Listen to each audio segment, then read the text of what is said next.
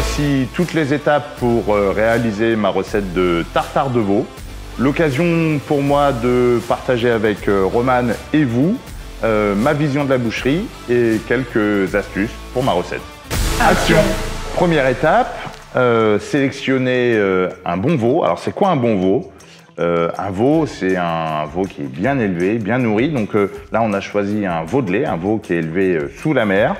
Et ça va se reconnaître principalement à la couleur, mais aussi à la texture. On va chercher aussi un petit peu de gras, parce que ça veut dire que c'est un veau qui a été nourri correctement sur l'entièreté de sa vie. Ça, c'est très, très important. Alors, c'est des productions qui sont principalement faites dans le Limousin, dans mon cas. Pourquoi le Limousin? Parce que c'est une terre où on a un vrai savoir-faire sur le veau. On a aussi une terre qui est pauvre en fer, donc qui favorise vraiment l'élevage du veau. Alors, ce qu'on va faire, c'est que là, pour ce tartare, on va l'émincer, on va vraiment couper en cubes ce veau. Donc l'idée, c'est qu'on puisse le couper en cubes de manière homogène. Donc on va prendre une pièce qui s'y prête très bien. Là, c'est notamment une noix de veau. Alors on pourrait prendre d'autres morceaux qui ont un peu plus de texture. La sous-noix, ça pourrait bien sûr aller. Là, on va prendre la noix. Avec Roman, après, on va la couper, la détailler. Il y a 2-3 morceaux que je vais finir d'éplucher parce que c'est important d'enlever toutes les membranes quand on fait un tartare parce que la viande n'est pas cuite, donc les membranes n'ont pas le temps de fondre. Et puis on va les couper en cubes. Voilà. Roman, on coupe dedans. Il y a 2-3 escalopes qui sont déjà faites. Alors, si vous voulez, je vous file mon trancheur. L'idée quand on coupe un tartare, je ne sais pas si on vous l'a déjà dit, on coupe dans le sens des fibres et on recoupe pour casser les fibres. Okay. L'idéal, c'est de couper ça en cubes de 1,5 cm, c'est bien. Alors là, on fait un tartare pour quasiment 5 personnes. On est déjà sur 800 g de viande, c'est bien. On pourrait mettre éventuellement un petit peu moins s'il faut. Comme ça, c'est bon? Ouais, c'est pas mal. Et vous faites attention, vous avez juste un tout petit... pas défaut, mais peut-être une toute petite... Ouais. Ah oui, travailler droit. Ouais, travailler... Alors, droit, mais le pied ouvert. En fait, vous êtes droitière, donc votre pied gauche doit être droit. Oui. Et le pied droit, il faut l'ouvrir. En fait, si vous mettez votre pied droit, vous ouvrez votre épaule. Si vous ouvrez votre épaule, quand vous coupez droit. Si vous êtes les deux pieds parallèles, quand vous coupez, vous partez légèrement sur la gauche. Et donc, si vous voulez faire une belle coupe, et hop, et on coupe. Pour un tartare de veau, hein, donc là, on part pas les morceaux, on les épluche carrément. Hein. L'idée, c'est vraiment que ça soit nickel. Hein. Donc, on enlève tout, les petites membranes, les aponevroses, les morceaux de gras, bien sûr, c'est important, on va les enlever aussi. Et on reste que sur du muscle. Hein. Alors, sur le tartare, il y a notamment une astuce qui est importante. C'est que quand on coupe une viande, alors notamment une viande tendre comme le veau, on coupe pas trop fin. C'est important parce qu'en fait on laisse un petit peu de mâche quand même. Si on coupe trop fin, c'est pour ça qu'on le fait au couteau et qu'on le hache pas. On a un peu de texture, c'est ça qui est intéressant dans le tartare. Sinon c'est vite ennuyeux.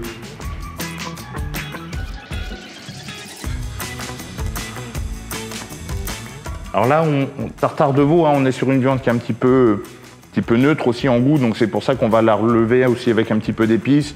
On met du gingembre, on met du cumin, on va mettre un peu de moutarde, un tout petit peu de piment. Il faut y aller mollo sur le piment aussi, hein, parce que sinon ça va tuer le veau.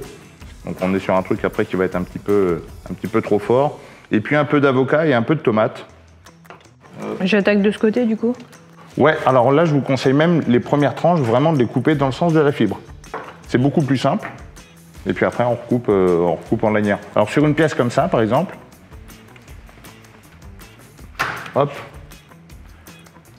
vous coupez donc une belle tranche dans le sens de la fibre. Hop, on coupe. Voilà, et puis après vous cassez la fibre comme ça et tac. Ok, merci.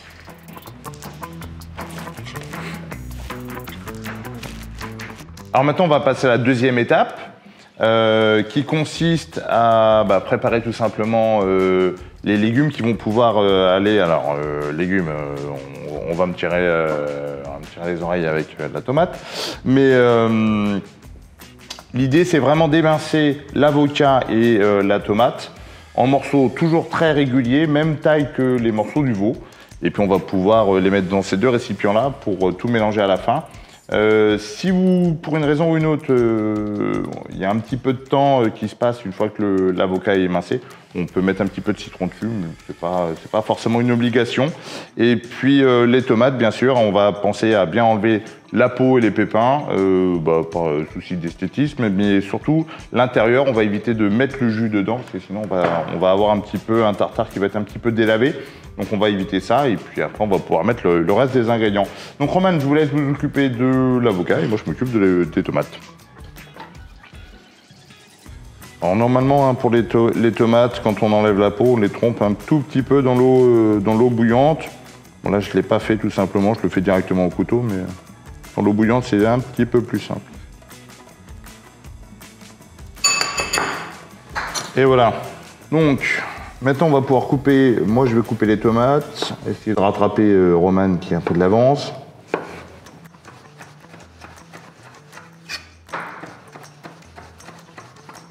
Maintenant, on va passer à la troisième étape. Alors, moi, je vais mélanger la tomate, l'avocat et le veau.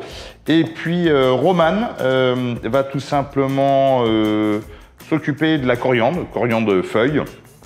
Donc on va tout simplement récupérer les feuilles qu'on va couper mais assez finement pour pouvoir mélanger au veau. Donc là on a un bouquet de coriandre, je pense qu'il faut mettre une bonne moitié de coriandre. Alors pour le choix de mes ingrédients évidemment, alors moi je valorise ma vie de quartier. Donc je fais toujours en sorte de me fournir auprès de commerçants, d'artisans qui sont aussi des collègues, qui sont dans le même quartier, parce que comme ça on favorise un tissu commercial. Et puis blague à part, bah, c'est important parce que on se rend compte, on prend connaissance des uns des autres, donc c'est aussi des choses qui sont importantes. J'espère que vous ferez la même chose si un jour vous avez une entreprise, parce que je trouve que c'est important de pouvoir compter les uns sur les autres. Donc quand on mélange le tartare, on le mélange, mais faut y aller mollo, hein, faut faire en sorte de ne pas écraser l'avocat ni la tomate.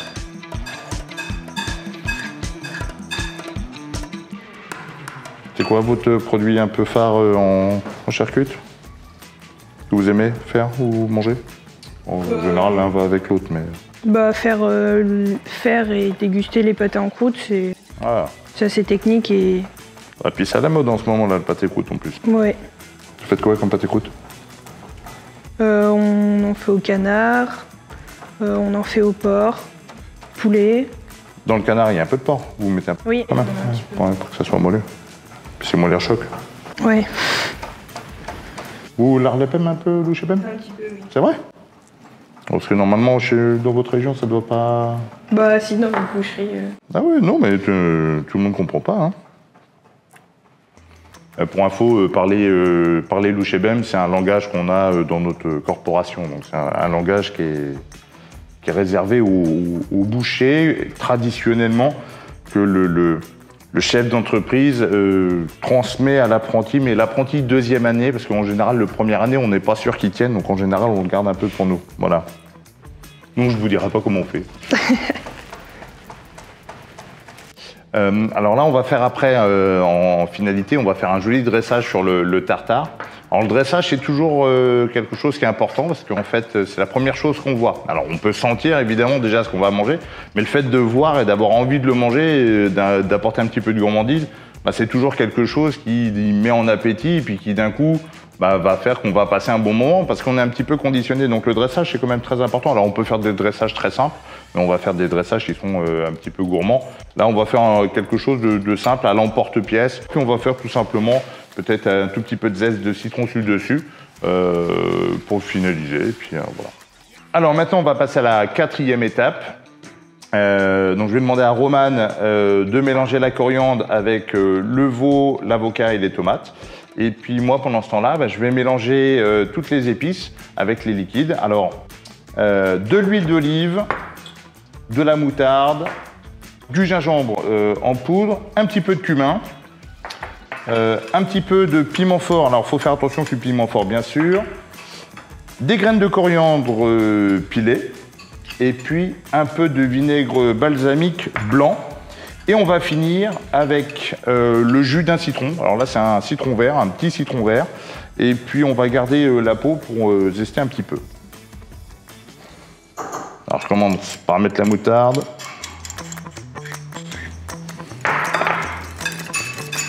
va incorporer un petit peu l'huile doucement.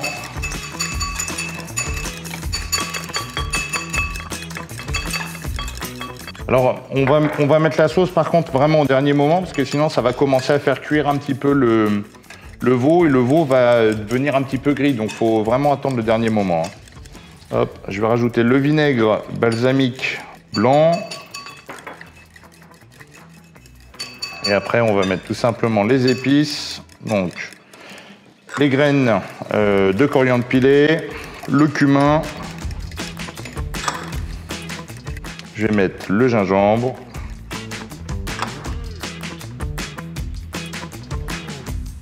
Et le piment fort.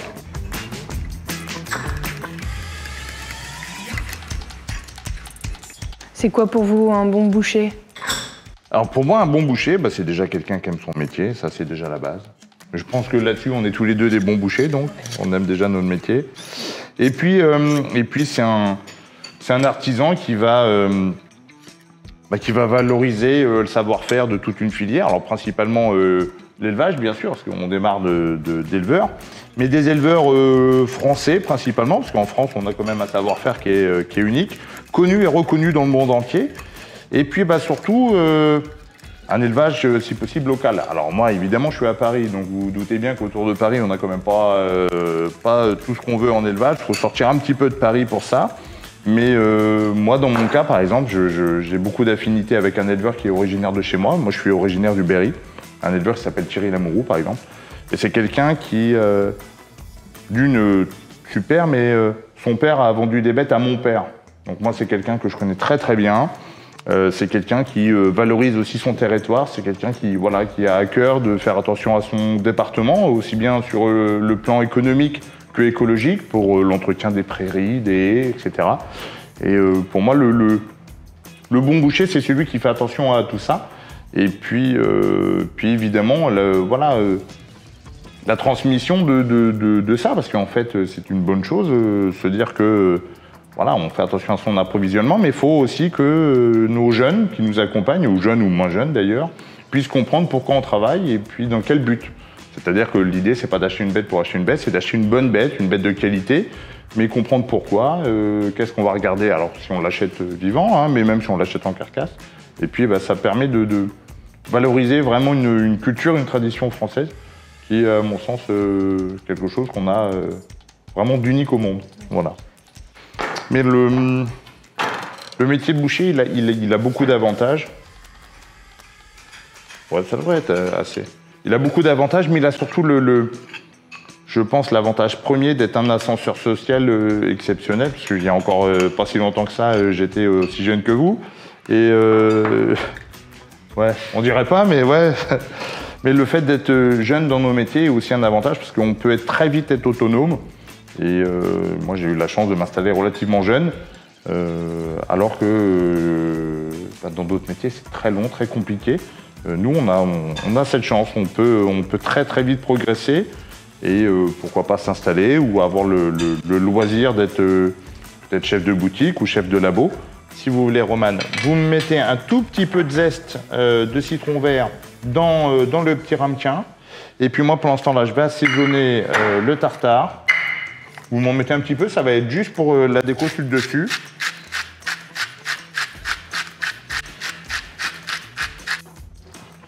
Donc là, on a salé, on a poivré.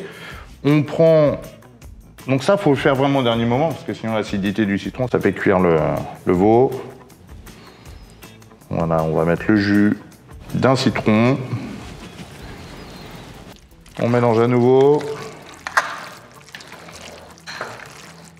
Alors, voilà, le cercle bien au milieu, bien rempli. On presse légèrement.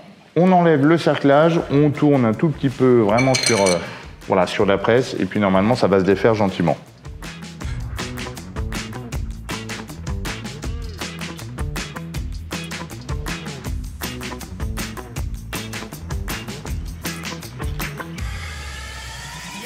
Voilà, nickel. Super. Et on met un tout petit peu de zeste de citron sur le dessus. La coriandre.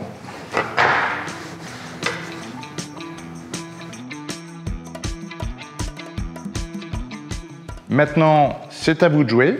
Et bon appétit.